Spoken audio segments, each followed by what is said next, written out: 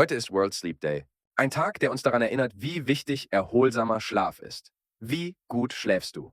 Wachst du morgens frisch und ausgeruht auf? Oder fühlst du dich eigentlich jeden Morgen unausgeschlafen?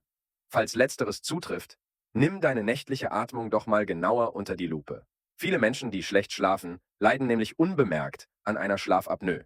Das sind Atemaussetzer im Schlaf, die man meistens nicht bemerkt. Sie verhindern aber den erholsamen Schlaf und belasten langfristig das Herz. Rund jeder Dritte über 30 Jahren ist davon betroffen. Doch bei etwa 80% ist die Schlafapnoe unentdeckt. Was eine Schlafapnoe ist und was du bei Verdacht auf Schlafapnoe tun kannst, erfährst du in unserem Leitfaden für 0 €. Den Link findest du auf unserem Profil.